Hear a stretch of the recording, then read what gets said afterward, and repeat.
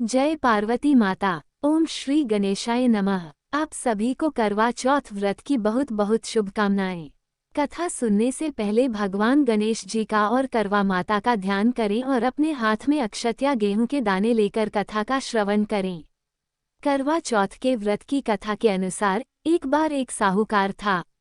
उसके 7 बेटे और 7 बहुएं थी और एक बेटी थी। वे सातों भाई बहन एक साथ ही भोजन किया करते थे। एक बार कार्तिक मास आया। तब कार्तिक मास के कृष्ण पक्ष की चतुर्थी तिथि के दिन करवा चौथ का व्रत आया।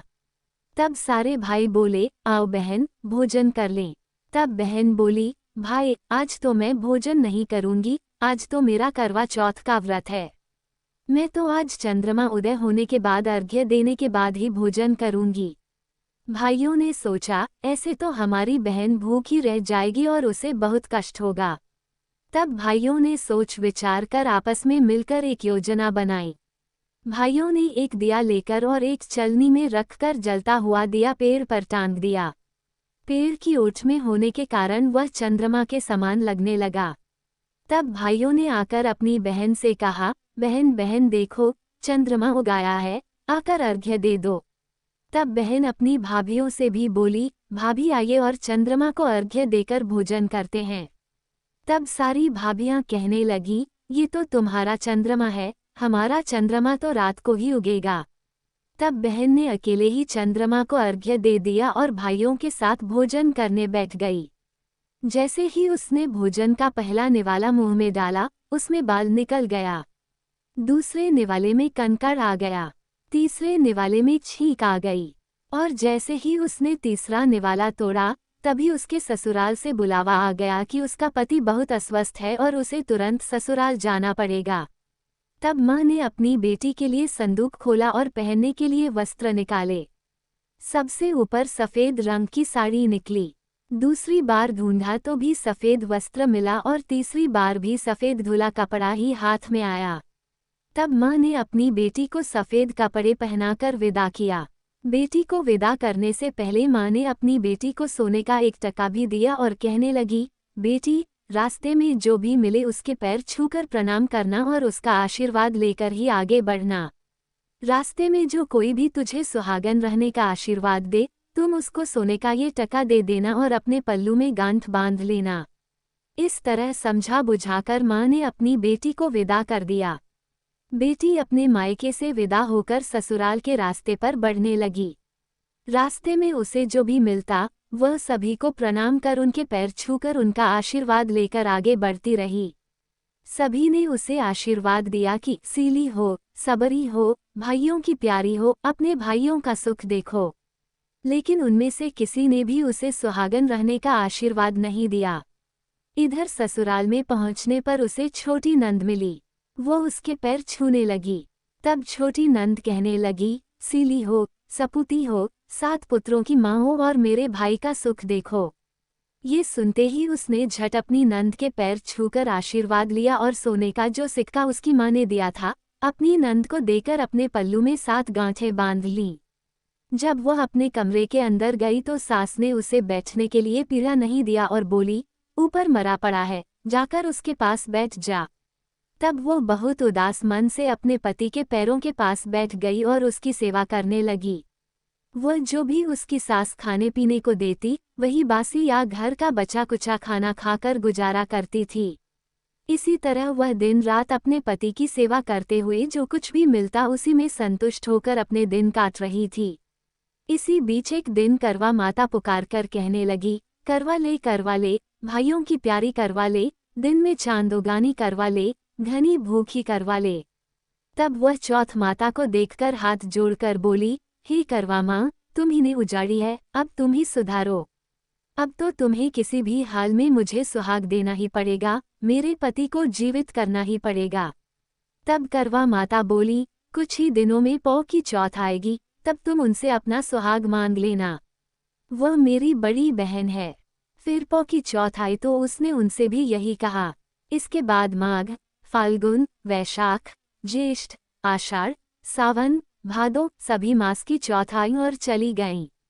हर बार चौथ माता यही कहती रहीं, अगली चौथ में तुम्हें सुहागिन होने का आशीर्वाद मिल जाएगा और तुम्हारा पति जीवित हो जाएगा। जब असोज की चौथ आई तो उसने कहा, तेरे ऊपर कार्तिक की चौथ माता नाराज हैं, वही तेरा सुहाग वापस करेगी। जब वे प्रसन्न होंगी तभी तेरा पति जीवित होगा। जब कार्तिक की चौथ आई तो चौथ माता नाराज होकर पुकारने लगी, भाइयों की प्यारी करवा ले, चांद उगानी करवा ले, घनी भूखानी करवा ले।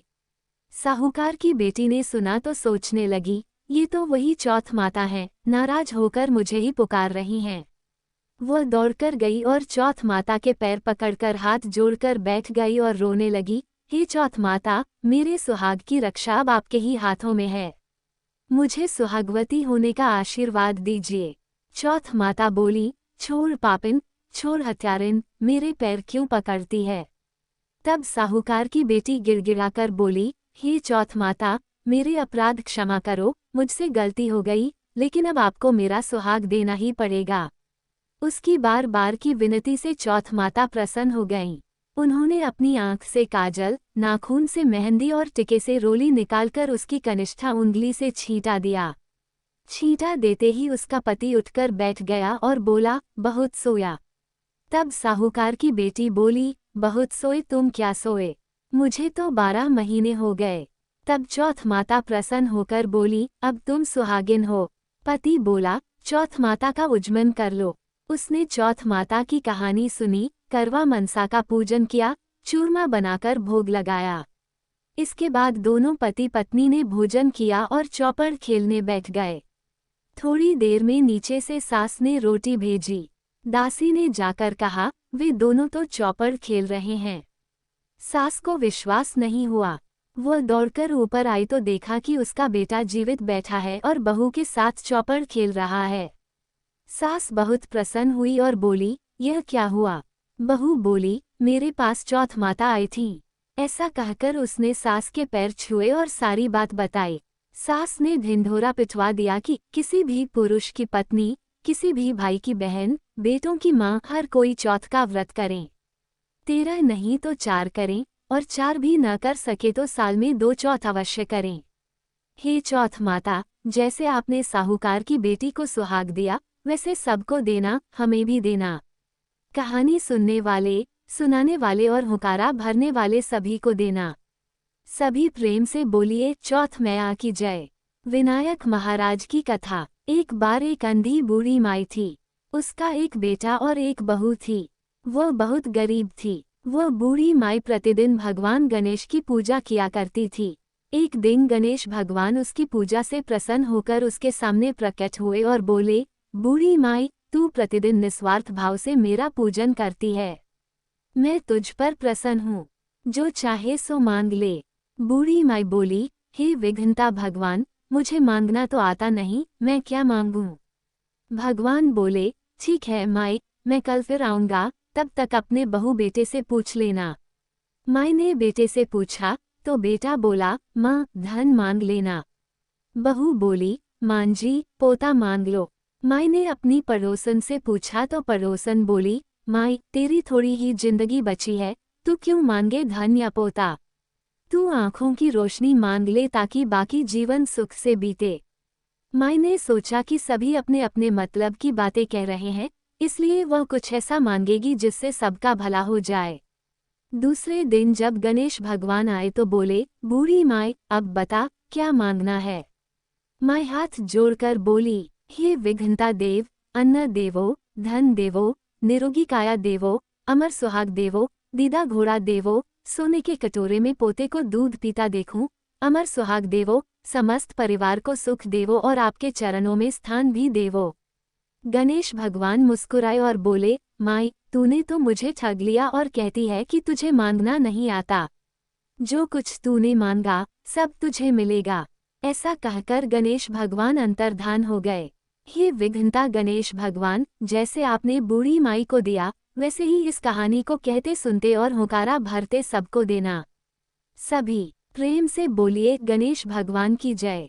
जय करवा माता, जय पार्वती माता, जय महादेव। यदि आपको यह वीडियो पसंद आया हो तो इसे लाइक करें, अपने प्रियजनों के साथ शेयर करें और चैनल को सब्सक्राइब करना न भूलें।